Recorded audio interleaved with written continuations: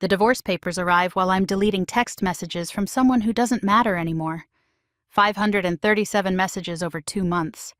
Each one proof that when I said just flirting, I was lying to everyone, especially myself. My lawyer says to save everything for evidence. But evidence of what? That I'm exactly who Keith said I was the night he packed his bags? Someone who could look him in the eye and lie about something that meant everything? I live alone now, in a studio apartment in Tucson, 23 floors below the penthouse Keith and I shared in Charlotte. The building manager here calls it cozy. It's not cozy. It's what you get when you sign a prenup thinking you'll never need it. When you throw away 12 years for 8 weeks of attention from someone whose last name you never bothered to learn. Keith's attorney included a note with the papers. My client wishes to proceed as quickly as possible. He's requested no further direct contact. Please communicate only through counsel. No direct contact. Like we're strangers who happen to collide, not two people who spent over a decade building something I demolished with 3 words. It meant nothing. But that's jumping to the end when I should start at the beginning. When I was Rachel Winters, 34 and restless, married to Keith Donovan, the only man who ever saw through my bullshit and loved me anyway. Until he stopped. Until I gave him a reason to stop. Until those 3 words became the most expensive lie I ever told. Keith and I met at a medical conference in Baltimore. He was presenting on pediatric cardiology. I was there as a pharmaceutical rep, hired more for my smile than my science background. During his presentation, he caught me yawning in the 3rd row. "Am I boring you?" he asked, stopping mid-sentence about ventricular repairs. 200 doctors turned to stare at me. I should have been mortified. Instead, I smiled wider. "Little bit," I said. "But I'm sure the heart stuff is important." The room held its breath. Keith studied me for a moment, then laughed. This surprising, genuine sound that transformed his serious face. "Fair enough," he said. "Coffee after this?" You can tell me how to be less boring. That was Keith. Where other men would have been offended, he was intrigued. Where others saw rudeness, he saw honesty. He pursued me with the same methodical patience he used in surgery, careful and deliberate and absolutely certain of what he wanted. "You're not like the others," he told me 6 months later, moving my things into his Charlotte penthouse. "You don't pretend. You don't play games." I let him believe that. Let him think my bluntness was authenticity instead of another kind of performance. Keith, brilliant as he was with hearts, never quite understood that some people are exactly who they pretend not to be. We were good together. Great, even. Keith's steadiness balanced my chaos. His introversion made space for my need to be seen. He'd spend weekends reading medical journals while I dragged him to rooftop bars, charity galas, anywhere I could wear a dress that cost more than most people's rent. "You sure you're not bored?" I'd ask, finding him in a corner at some party, drinking the same scotch he'd been nursing all night. "Never bored when I'm watching you," he'd say. And he meant it. Keith looked at me like I was performing just for him, like my need for attention was charming instead of exhausting. We got married in Napa, small ceremony, which killed me, but Keith insisted. "I only need you there," he said. "Everyone else is just noise." I posted every single photo on Instagram anyway. Needed people to see how beautiful we looked, how perfect everything was, how lucky I was. The likes poured in, friends from high school commenting on my dress, my ring, my surgeon husband who looked at me like I was the only person in the world. "You're glowing," my sister Anna said at the reception. "I've never seen you this happy." "Why wouldn't I be happy?" I said, already 3 champagnes in, already scanning the room for who was watching us. "Just be good to him," she said. "Keith's different. He actually loves you." Like the others hadn't? But Anna was right. Keith's love was different. It was patient and quiet and absolutely secure. He never checked my phone, never questioned my nights out, never made me feel like I had to earn his trust, which made it so much easier to break. The problem started 5 years in. Not a problem exactly, just an itch. Keith had been promoted to head of pediatric surgery. His hours got longer, his attention more divided. He'd come home exhausted, fall asleep listening to me talk about my day, wake up apologizing. "I'm sorry," he'd say. "Tell me again. I want to hear everything." But I didn't want to repeat myself. I wanted to be heard the first time. Wanted to be more interesting than sleep, more important than the sick kids he spent all day saving. "It's fine," I'd say, already texting friends about meeting up, already planning my next night out without him. That's when I started going to Ethos, this pretentious cocktail bar in Uptown, where pharmaceutical reps and medical device salespeople pretended to network, while really just getting drunk on company cards. Keith never came, said the music was too loud, the people too fake, the drinks too overpriced. "Have fun," he'd say, kissing me goodbye. "Be safe. Text me if you need a ride." Always so trusting, always so sure I'd come home to him. Cameron worked for a competing pharmaceutical company. I'd seen him at conferences, noticed how he commanded rooms the way Keith never tried to. Where Keith was quiet confidence, Cameron was pure performance. Always the loudest laugh, the biggest gesture, the most expensive suit. "Rachel Donovan," he said one night at Ethos, sliding into my booth uninvited. "Where's the good doctor?" "Saving lives," I said, already 2 martinis deep. "Someone has to." "And someone has to keep you company," he said, flagging the waitress. "Can't have Charlotte's most beautiful woman drinking alone." It was such an obvious line, such transparent bullshit. But after 5 years of Keith's sincere compliments, Cameron's empty flattery felt electric. He didn't mean it, which somehow made it more exciting. "I'm married," I said, flashing my ring. 4 carats, emerald cut, exactly what I'd demanded. "I know," Cameron said. "That's what makes this fun." I should have left then. Should have gone home to Keith, to our life, to the man who actually loved me. Instead, I stayed. Let Cameron buy me drinks, let him tell me stories about his sales conquests, let him look at me like I was a challenge instead of a sure thing. "Your husband's a lucky man," he said when the bar closed. "Yes," I said, "he is." That became our pattern. Every Thursday at Ethos. Cameron and I in a booth, drinking too much, talking about nothing, pushing boundaries just to see where they were. He'd compliment my dress, I'd touch his arm when I laughed. He'd lean too close, I'd let him. We were playing with fire, but I told myself it was controlled, contained, safe.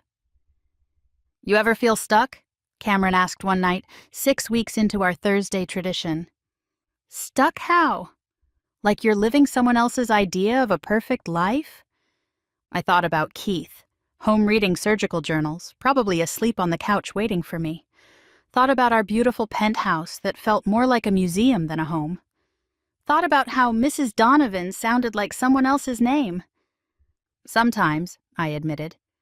"Life's short," Cameron said, moving closer. "We should take what we want." "And what do you want?" He looked at me for a long moment. "I think you know." I did know, had known since that first night. Cameron wanted what all men like him wanted, to win something that belonged to someone else. And I wanted to feel like something worth winning again. The kiss happened in the parking lot. Quick, desperate, tasting like whiskey and bad decisions. I pulled away first, my wedding ring catching the light like an accusation.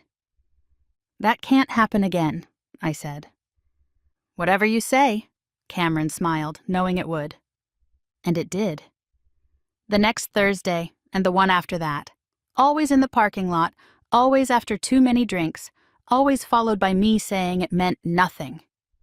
"You're playing with fire," Anna warned when I told her I'd been hanging out with someone from work. "It's just drinks," I said. "Just talking. Keith doesn't like going out anymore. So talk to your husband about that. Don't—" She stopped, studied my face. "Rachel, what are you doing?" "Nothing," I lied. God, why does everyone make such a big deal about everything? I'm allowed to have friends.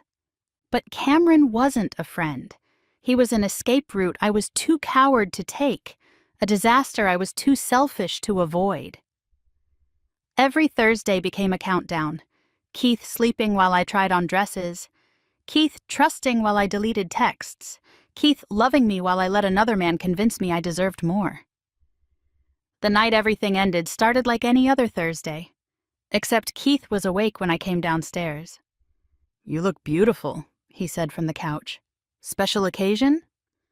"Just drinks with the work people," I said, avoiding his eyes. "You could come." "Think I will," he said, standing. "I've been neglecting you lately." "Let me grab my jacket." Panic flooded my system. "You hate ethos. It's too loud, remember?" "I can handle one night," he smiled. "Besides, I miss watching you light up a room." I texted Cameron frantically in the bathroom. "Don't come tonight, Kay is with me." His response was immediate. "Too late, already here. This should be interesting." The ride to Ethos was silent. Keith held my hand, thumb tracing circles on my palm like he used to when we were dating. I wanted to tell him to turn around, to go home, to stop being so goddamn trusting. Instead, I fixed my lipstick in the mirror and prayed Cameron would have the sense to leave. He didn't. "Rachel," Cameron called out the moment we walked in, waving from our usual booth. "And this must be the famous Dr. Donovan." Keith shook his hand politely, not seeing the way Cameron held mine a beat too long. We slid into the booth, Keith beside me, Cameron across from us, the air thick with everything unsaid. "So," Keith said, ordering his usual scotch. "You're the co-worker Rachel's been spending Thursday nights with." "Among others," Cameron lied smoothly. "Your wife's quite popular at these networking things." "I'm sure she is," Keith said. His hand found mine under the table. "She usually hates work events, must be the company." Cameron's smile was razor sharp. "Oh, the company's definitely improved lately." "Rachel makes everything more interesting." I downed my martini in 3 gulps, signaling for another. Keith noticed. He always noticed everything, but said nothing. Just squeezed my hand gently, a quiet question I didn't want to answer. "How's the medical device business?" Keith asked, making conversation. "Lucrative," Cameron said. "Though not as noble as saving lives, I'm sure." "Nothing noble about what I do," Keith said simply. "Just fixing broken things." Cameron looked directly at me. "Some things can't be fixed, though, right? Sometimes it's better to just start fresh." The waitress brought my second martini, then my third. Keith switched to water, Cameron kept pace with me, and the conversation grew more pointed with each round. "Rachel tells me you work long hours," Cameron said. "Must be hard on a marriage." "Rachel understands," Keith said. "She knows the work matters." "Still," Cameron pressed, "beautiful woman like this, spending her evenings alone. Someone else might not be so understanding." "Someone else isn't married to her," Keith said quietly. The temperature at the table dropped 10 degrees. "No," Cameron agreed. "They're not." I excused myself to the bathroom, needing air, needing space, needing to not be in the middle of whatever this was becoming. When I came back, they were sitting in silence, 2 predators sizing each other up. "We should go," I said, tugging Keith's arm. "I'm tired." "Already?" Cameron checked his phone theatrically. "It's only 10. We usually close this place down, don't we, Rachel?" Keith stood slowly. "We?" "Figure of speech," I said quickly, too quickly. "The whole group. You know." "Right," Cameron said. "The whole group." All those Thursday nights with the whole group. Keith looked between us, and I saw the exact moment he understood. Not anger, not surprise, just a quiet recognition, like solving an equation he'd been working on subconsciously. "I'll get the car," he said. "Nice meeting you, Cameron." He walked out without looking back. I should have followed immediately, but Cameron grabbed my wrist. "Let him go," he said. "You don't need that boring—" "Don't!" I snapped, yanking free. "Don't you dare!" You don't know him. You don't know anything. I know you've been wanting to leave him for weeks. All that talk about being stuck, feeling invisible. That was just talk, I said. Just the stupid talk. Was the kissing just talk, too? I ran after Keith, found him in the parking lot standing by our car. Not angry, not pacing, just standing there, looking at the Charlotte skyline like it might have answers. Keith dash dash. How long? He asked without turning around. It's not what you think. That's not what I asked. 6 weeks, maybe 7, but nothing happened, I swear. Just drinks, just talking. And, I wanted to lie. Wanted to protect him from this truth he didn't deserve. But Keith had always seen through my bullshit. That's what made him different. And kissing, I whispered. Just kissing. A few times, in the parking lot. He nodded like I'd confirmed something he already knew. Did you sleep with him?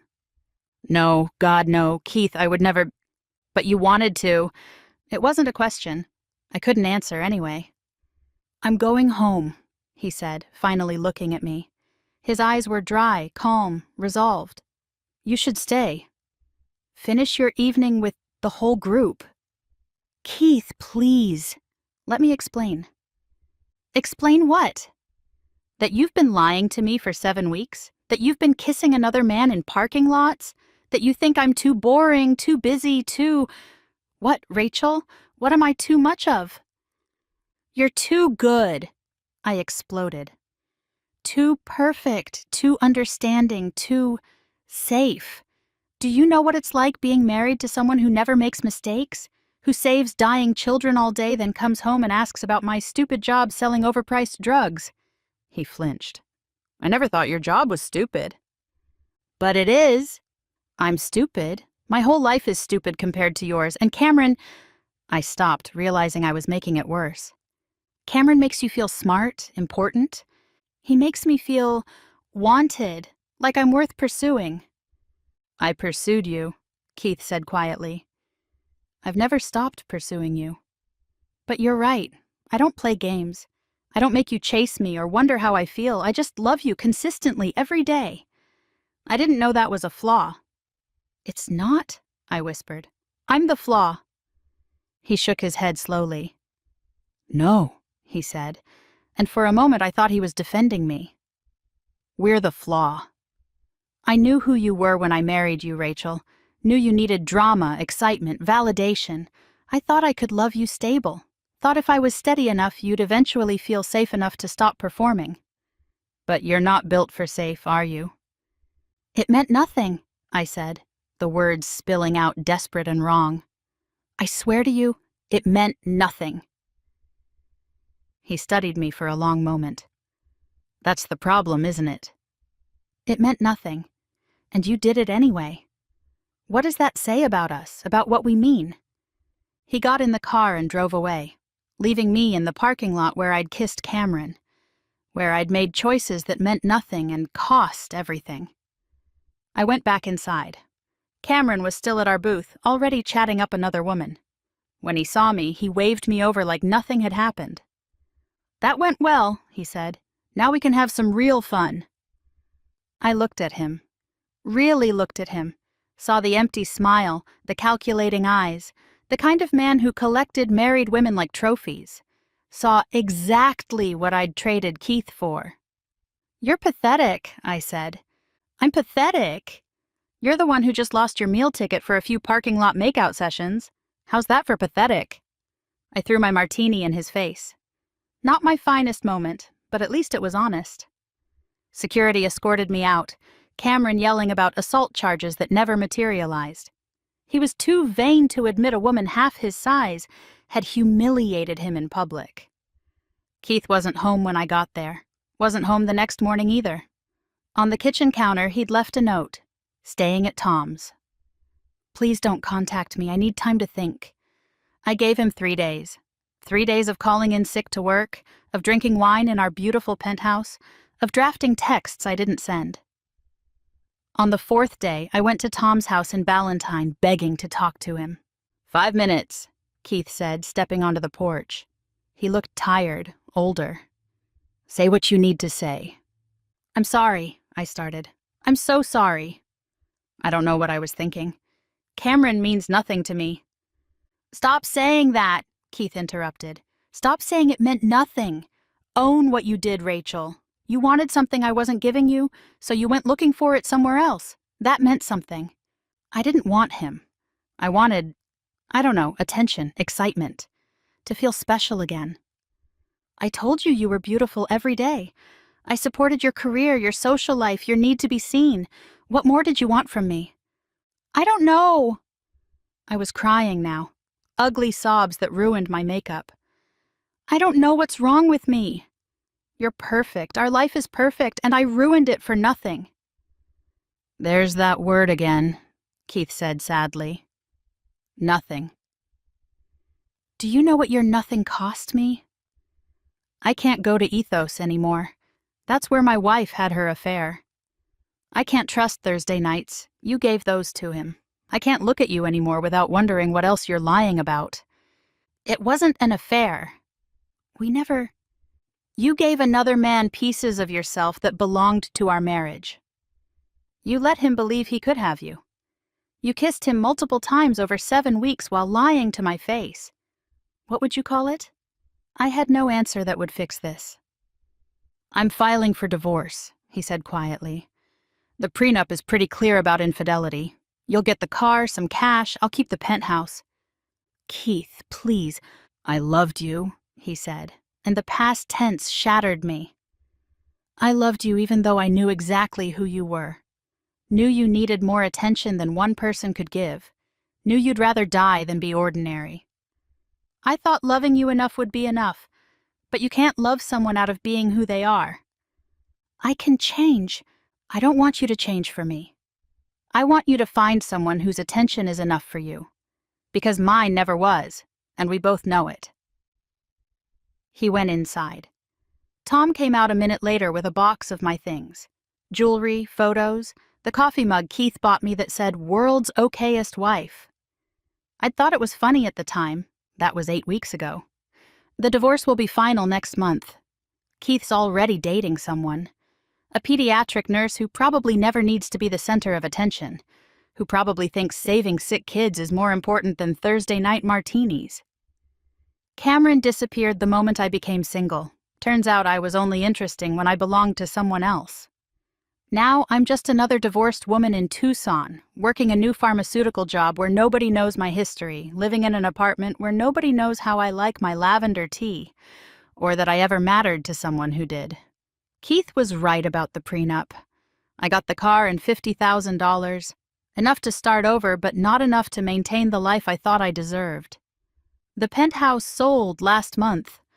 The new owners are a young family, the wife pregnant with twins. Keith performed their baby's heart surgery last week. Even now, he's fixing broken things while I'm still breaking them. I ran into his mother at Whole Foods last week. Helen had always been polite but never warm, like she was waiting for me to hurt her son. Turns out she was right to wait. "Rachel," she said, her voice carefully neutral beside the organic produce. "Helen!" I wanted to run but stood frozen, holding overpriced kale I couldn't really afford anymore. "Keith's doing well," she said, though I hadn't asked. "The new girlfriend is lovely." A pediatric nurse. They work together. "That's nice," I managed. "She makes him laugh," Helen continued, twisting the knife with surgical precision. "I haven't seen him this light in years." It's like he can finally breathe again. I understood what she meant. I'd been suffocating him slowly for years, needing more and more oxygen for myself until there was none left for him. "I'm glad," I said, and meant it. Keith deserved someone who could love him without needing an audience. "Are you?" Helen studied me with eyes just like Keith's. "Because you had 12 years to be glad about him. 12 years of that man coming home to you every night, choosing you every morning, planning his life around your needs. And you threw it away for what? Some pharmaceutical rep with good hair and empty compliments?" "I know what I did." "Do you?" "Because Keith still blames himself. Says he should have seen the signs, should have made more time, should have been more exciting. That beautiful fool is in therapy trying to figure out how he failed you. Her voice cracked slightly. You didn't just break my son's heart, Rachel. You broke my son, and he thinks it's his fault. My sister calls sometimes, asks if I'm okay. I tell her I'm fine, that it was for the best, that Keith and I wanted different things. But that's another lie, isn't it? Keith wanted me. I wanted everyone to want me. And in trying to have everything, I ended up with nothing. That word again, nothing. 8 weeks since I called 7 weeks of lies nothing. 8 weeks since Keith looked at me in a parking lot and saw exactly who I was. Someone who could throw away 12 years for a few moments of feeling desired by a man who forgot my name the minute I was available. The divorce papers are signed now. Witnessed. Notarized. Official. I'm no longer Rachel Donovan, the doctor's wife who had everything. I'm just Rachel Winters again, 34 and alone, with 537 deleted text messages and the memory of parking lot kisses that cost me the only man who ever really saw me. Keith was wrong about one thing, though. He said he couldn't fix me, but he did. Fixed me so thoroughly I can't even pretend anymore. Can't lie to myself about what I did or why I did it. Can't call it nothing when it was everything. Everything selfish, everything shallow, everything wrong with who I was. But knowing you're broken and actually changing are two different things. So I sit in my studio apartment, deleting messages from a man whose last name I never learned, signing papers that end a marriage I destroyed for the simple thrill of being wanted by someone new. 3 words. It meant nothing. The most expensive words I ever said, the biggest lie I ever told. The moment I revealed exactly who Keith always knew I was. Someone who could look at love and call it boring, who could hold trust and trade it for attention, who could have everything and convince herself it was nothing. 8 weeks since I learned the cruelest truth of all. When you call something nothing, it eventually becomes all you have.